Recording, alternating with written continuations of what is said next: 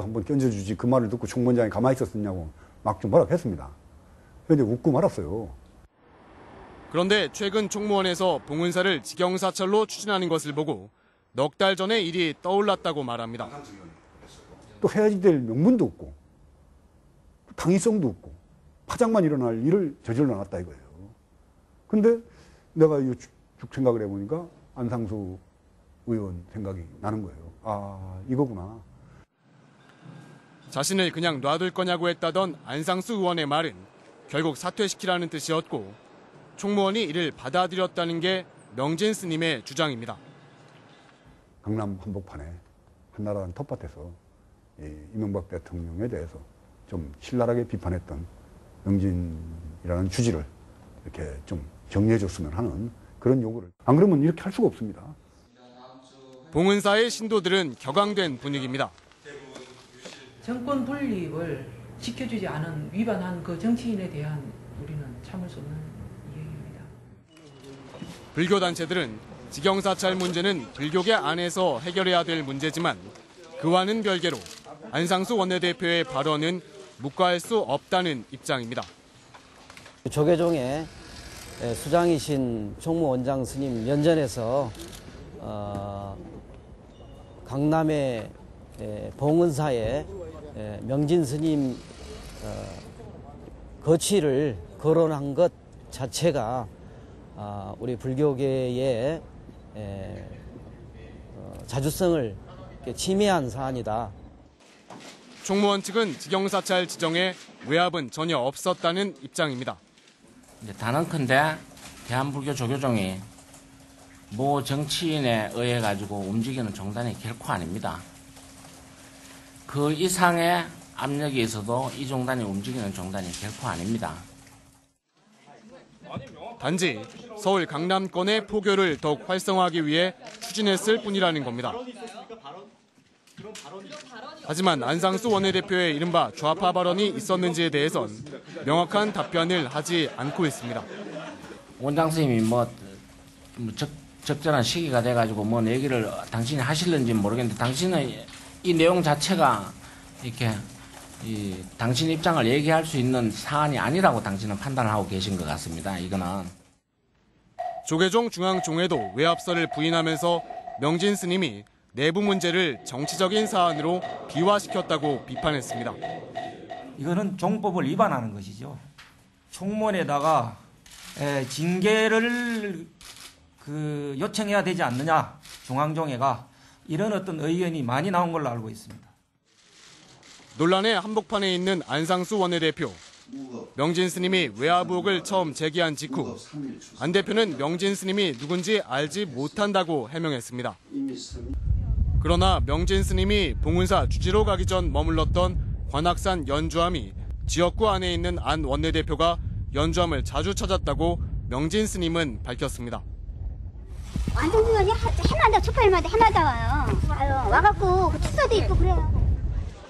안상수 원내대표는 지난해 11월 당시 모임을 주선했던 김영국 씨가 명진 스님의 말이 모두 사실이라고 밝힌 뒤부터는 입을 굳게 닫고 있습니다. 아니. 노 코멘트. 그렇지. 찍지 말라니까 내가 왜 찍어? 응? 그때 말씀하신 것 전혀 기억이 안 나시는 건가요? 아니면 그런 말씀하신 적이 없으신 건가요? 계속 무대 응원 측으로 입원하실 생각이세요? 네. 내한테 더 이상 얘기하지 마세요.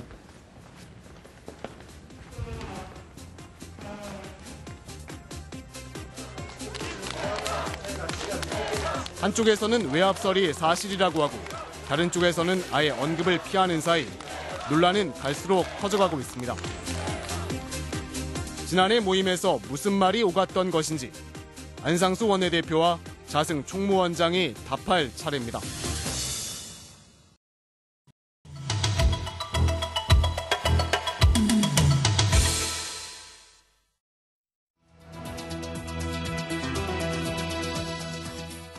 절대로 아닙니다. 누가 뭐래도 아닙니다. 진짜 생각나네요. 몇 천만 원 돈 주면은 진짜 생각. 돈을 받은 게 맞다. 아니다. 검찰의 무리한 표적 수사다. 이곳 서초동 법원에서는 한명숙 전 총리가 5만 달러를 뇌물로 받았는지 여부를 놓고 연일 치열한 공방이 벌어지고 있습니다. 사건의 열쇠를 쥐고 있는 곽영욱 전 대한통운 사장을 단독 인터뷰했습니다. 지난해 12월 검찰은 인사청탁의 대가로 5만 달러를 받은 혐의로 한명숙 전 국무총리를 기소했습니다. 총리 재임 중이던 지난 2006년 12월 20일 총리 공관에서 곽영욱 전 대한통운 사장의 석탄공사 사장 인사를 부탁하는 오찬을 마련하고 곽 씨로부터 5만 달러를 건네받았다는 겁니다. 검찰은 공소장에서 곽 씨가 5만 달러를 봉투 2개에 담아 한 전 총리에게 건네줬고 한 전 총리가 이를 받았다고 밝혔습니다. 그 증거는 곽 씨의 진술이었습니다. 검찰 진술에서 곽 씨는 돈 봉투를 바로 한 전 총리에게 건네준 것 같다고 말했습니다. 그런데 지난 11일 두 번째 공판에서 곽영욱 전 대한통운 사장의 진술이 바뀝니다. 돈 봉투를 한 전 총리에게 직접 건넨 게 아니라 단지 오찬장 식탁 의자에 놓고 나왔다고 진술했습니다. 또 한 전 총리가 봉투를 받는지 그리고 돈을 챙겼는지는 알 수 없다는 겁니다. 2580은 곽영욱 씨가 왜 진술을 바꿨는지 합병증으로 입원 중인 곽 씨를 찾아가서 물어봤습니다. 진짜 생각 안 나네요. 내가 잘 살았나 봐요. 몇 천만 원 돈 주면은 진짜 생각 안 나. 나중에 한번 이런 살 되거나 나 죽고 난 다음에 한번 생각해봐요. 그냥 거짓말하고 있었나. 돈 봉투를 직접 건네진 않았지만 돈 봉투를 놓고 나온 것만은 틀림없는 사실이라고 주장합니다. 그거는 맞다고 계속 진술하고 계시는 상황이신 거죠? 좋은데 내가 거짓말 할 수 없어서.